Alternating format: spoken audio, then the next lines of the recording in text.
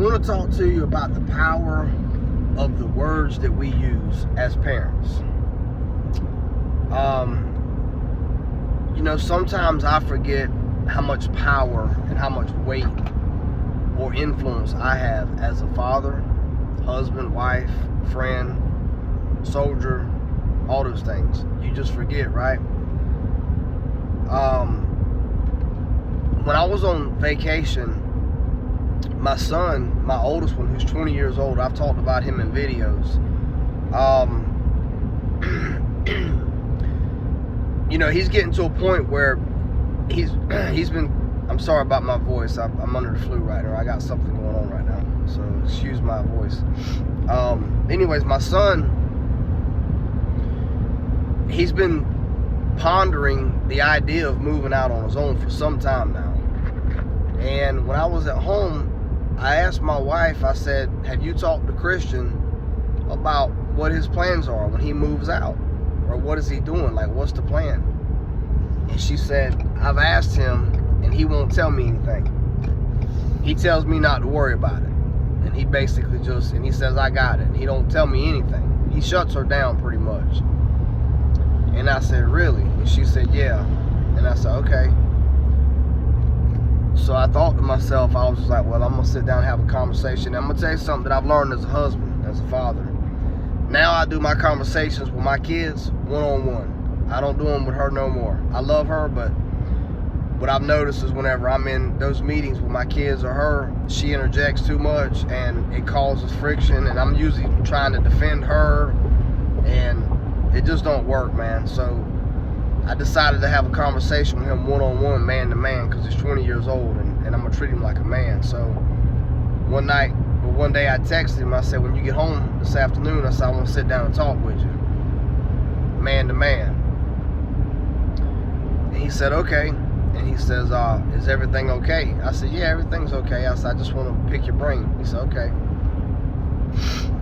So that night, we sat down and he come in there, and I can always tell he's a little nervous because he don't know what the hell I'm about to hit him with. You know what I mean? He don't have no clue what it is, right? And I like that a little bit. I like that nervousness a little bit whenever they don't know, right? So he came in there and he says, so what's going on? And I said, Christian, I said, I want to just sit down and talk to you. I said, I know your mama and you have had conversations about what your plans are whenever you move out, or if you're moving out. I said, I just wanted to, I said, now you're working at this new job and you've graduated and you're doing good. I said, I hear all these great things about work and stuff. I said, I just kind of want to talk to you about, what your plans are moving forward. What is your short-term and long-term goals? I said, and the reason why I'm asking is because I want to be able to help. Stay in the left 3 lanes. I want to be able to help you get there. And I want to just, however I can assist, play my role, right?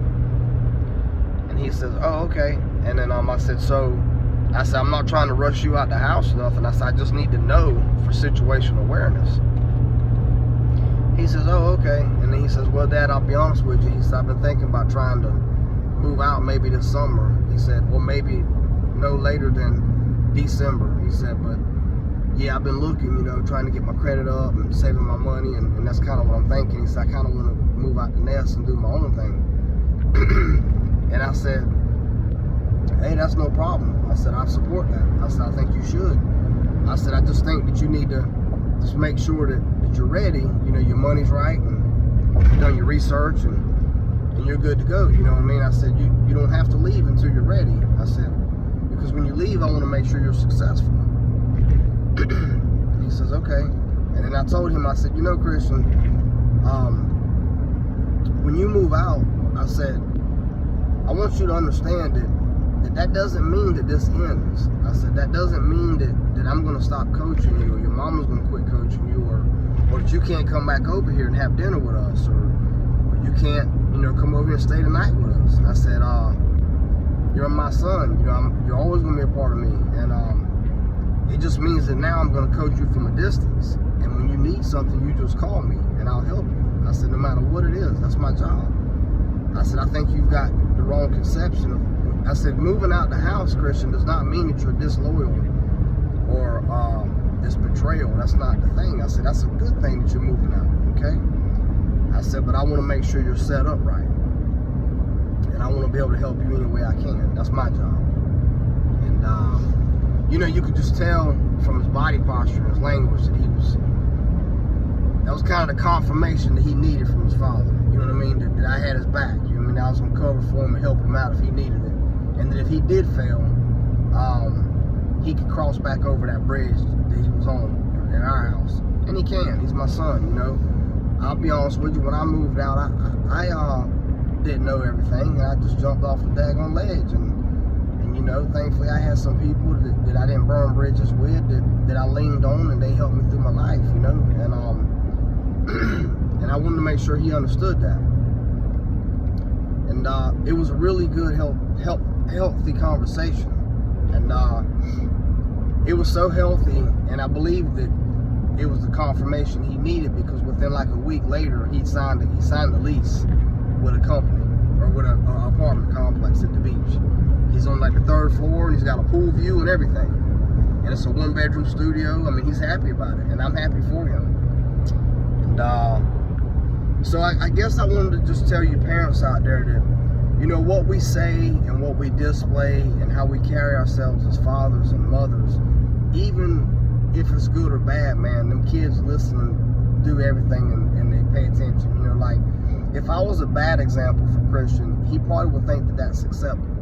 You know, if I was in and out of jail or prison or cutting people or fighting and doing dumb shit like that, he would probably think that that's cool, you know, because his dad does it. And I think sometimes as parents, we forget how much power we hold. You know what I mean? I know my brothers, my older brothers, when I was little, man, I looked up to them so much. I thought fighting and raising hell was cool. You know, you thought you got a lot of popularity for that kind of stuff. And as I got older and got around different people by growing up in the boys' homes and the orphanages, I learned that wasn't necessarily the way, man. And so, but I'm gonna tell you, they had a big influence on me. They had a big influence on me even when I got older, because I loved them so much and I loved who they were. And so we just got to be careful what we say and what we do. And I think that, I'll be honest with you, I think I'm becoming a better parent to Christian by treating him more like a man than a boy or a son. I mean, he's 20 years old. Now, don't get me wrong, he does a lot of stupid, immature stuff. You know what I'm saying? Like, and it's frustrating. But and that's why I think it's kind of time for him to move out on his own, because he's at that age now where I think something that he should be doing, like cleaning his room and keeping his room tight and clean, I think that should be done. I guess he feels like I'm treating him like a child, and I feel like he shouldn't act like a child. He should keep his room clean. When you start disagreeing on that kind of stuff, I think, and you're old enough, you're almost 21 years old. He turns 21 in August. If you disagree with me on that, then you know, maybe it's time for you to start getting your own place, man. You know what I mean? And that's kind of how I feel. And I'm really glad. You know, that's good. It's good that he's moving out on his own. And you know, I own some land back home. I bought 20 acres of land a while back, and I'm gonna give each one of my kids a couple acres to live on. And I told him, I said, you know, if I was you, son, I'd build me a house or something on that land. And he made a good point to me. He told me, he said, you know, Dad, I ain't never even rented before. He said, I don't think I want to go right into home ownership. You know what I mean? He said, I want to just rent a little bit and learn how that works and get some experience before I build a house out there. He said, because I ain't never even cut my own grass before, you know? And when he told me that, that was the first sign of him being mature. And I thought to myself, I was like, you know, that's true. I'm thinking from a 43-year-old man's perspective. You know, I wish I would have bought a house at 20 years old. But he's right. I mean, him going out and living in an apartment and paying, you know, $1,400 or $1,500 a month for 2 years is a great thing, because it'll wisen him up and he'll learn the way of the world. And so that's a cool thing. And I thought that was a mature response from him. I wasn't mad at him at all. I said, you know, Christian, that's a good point, and I agree with you on that. And so I think that he's probably going to rent for about 2 years before he realizes, man, I need to get my own place and I need to own it. And then he'll probably come back to me and say, hey, Dad, I'm ready to put that house on that land or whatever. And I'll help him with that. I'll support him. He'll do most of the heavy lifting, but I'll be the coach and I'll help him, you know, because I want my kids close to me. I don't want them to never have to run off, you know. I did a lot of shit in my life, traveling in the military and jumping out of planes and doing all the deployments and stuff. I did all that stuff so my kids don't have to do that stuff, and they don't understand that, and they'll understand it one day, but I'll be dead and gone by the time they understand it. But I did all that so they didn't have to do that, you know. So they don't understand it yet. But I just want to talk to you and post a video about the power that we have as parents. I'm doing a lot of reflecting as I'm driving to my new duty assignment, and I'm just thinking about content and things that I've been wanting to talk about while I've been on vacation, and that happened. And you know, just be careful what you say and what you display, and support your children. And you'll see him excel, man. I'm really proud of him, and I'm happy for him. He beat all his friends to the apartment. A lot of his friends are still living with their parents, and he was really proud of that. He said, I'm just glad that I beat all my peers.